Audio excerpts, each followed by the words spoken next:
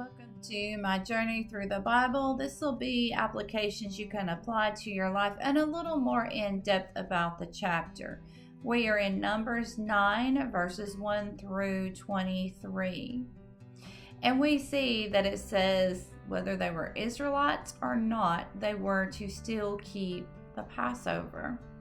God is the same. His rules, his guidelines, they're the same whether you're an Israelite or not, whether you're a Jew or not, whether you're a believer or not. God's principles and rules and commandments that he sets before us are the same for everybody. And we can even see this in our own life sometimes. So if you go to church every Sunday and then you have some company that comes out of town, whether it's family or it's friends, then you have to ask yourself, do you ask your company to come to church with you? Do you still go to church if your company is there?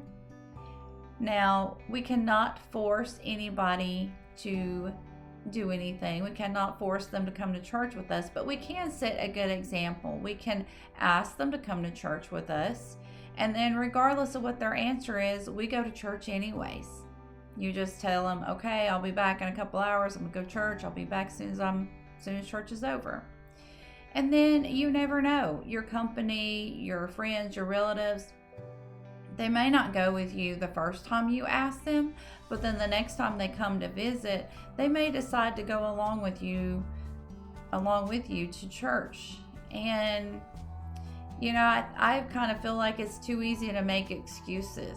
And when we say, well, I have company, I'm not going to church. Well, I have my grandbabies and they're too much trouble. I'm not going to take them to church. I'm babysitting.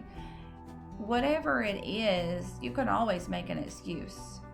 But the right thing is that God still says go to church, be with like-minded people, gather with like-minded people so that you can be in his word and discuss and to get understanding. So we just lead the way by example. And God was with the Israelites in a fire by night and a cloud during the day. And when God wanted them to stay put, the cloud came down over the tabernacles. And the Israelites knew that they were to stay there until the cloud was lifted. Once the cloud was lifted, then they continued on their journey and they followed God. This was an easy and simple way to follow God. Now, today, we can still follow God. We can still listen to his rules and his commandments. And I would say a lot of times we see the big things, the big blessings, and we get excited about that. But sometimes when blessings seem to be slow or we feel like we're not moving at all, we want to jump ahead of God. We want to move forward. We get bored. We're like, I'm ready for this next thing. And then we jump ahead of God and we get in hot water because we were not prepared for what was ahead of us. And then we get angry and we're thinking, well, God, why didn't you do something? Well, He was telling you to be still, to wait on him. He was preparing your mind and your heart for what was ahead of you.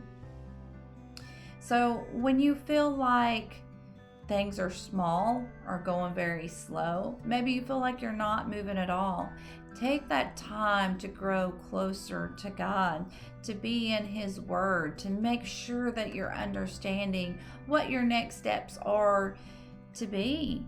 And then this way, you will be ready to move when God says go. May God be with you in everything and in every way.